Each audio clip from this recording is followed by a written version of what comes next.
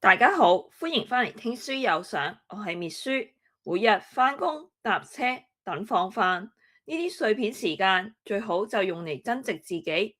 今日想同大家分享一本非常啱理財初哥睇嘅書，《理財新手的輕鬆財務課》。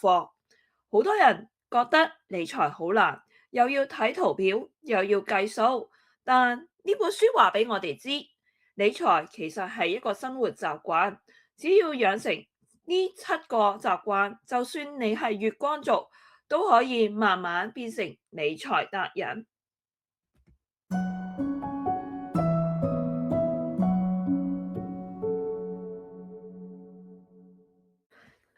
首先，理財第一步唔係學買股票，而係學控制情緒。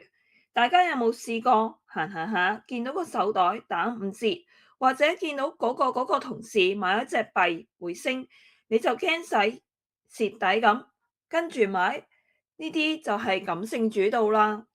列書舉個小例子咯，想象下你行入去超市，原本只係想買支牙膏，但點知見到加1蚊多一件嘅零食，就執咗一大堆。返到屋企先發現啲零食根本係唔健康嘅，仲浪費咗啲錢添。理性嘅理財就係喺攞銀包出嚟之前，問自己3秒：我係咪需要買而買，定係因為驚錯過優惠而買？習慣2：用心去做決定。好多人理財失敗係因為對錢冇感覺，每日幾十蚊咖啡、幾百蚊外賣，覺得都係細數啫。但積少成多，其實真係好驚人㗎。書中建議我哋要有意識地消費，唔係叫你做苦行僧，而係要將啲錢花喺真正令你快樂嘅地方。舉個小例子啊！如果你每日飲杯40蚊嘅連鎖咖啡，純粹係因為習慣咗，而唔係真心享受，咁不如試下自己沖咧，將慳翻嗰千幾蚊一個月，用嚟去一次期待已久嘅短途旅行，呢啲先叫做用心分配你嘅資源啊！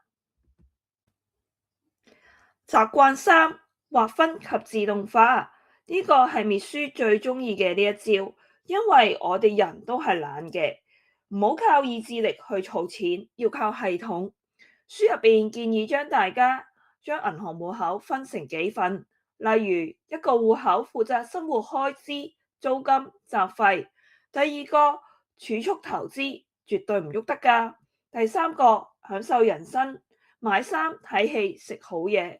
每個月一出糧就自動設定將20定30% 直接撥入儲蓄戶口，剩低嘅就喺生活戶口，你先可以隨便使。咁樣你就唔使每個月尾都心驚驚去睇餘額啦。習慣4：給自己一個目標。如果我叫你由今日起慳錢，你可能維持到3日，但如果我話我哋一齊儲錢出年去滑雪啦，你就好有動力啦。目標就要具體化，唔好淨係想變得有錢，而係要諗清楚你想幾時退休，想唔想買樓，定係想辭咗份工去實現夢想。好似打機咁，你要見到個大佬喺前面，你先有動力去升級。將你嘅理財目標寫低，貼喺個電話或者電腦 screen 前面，提醒自己每一分鐘嘅努力都係為咗未來嘅自由。習慣5：保持好奇心。好多人話我唔理財，財不理我，其實係因為佢哋對錢嘅運作唔好奇。世界不停咁變，通脹會吞噬你嘅購買力。習慣5就叫大家保持學習，唔一定要變專家，但你要知道乜嘢係基金，乜嘢係福利，點解加息會影響你供樓。知識就係最好嘅利息。每日聽10分鐘，聽書有上。其實你已經喺度實踐緊呢個習慣啦。習慣6：打造自己嘅財務規劃。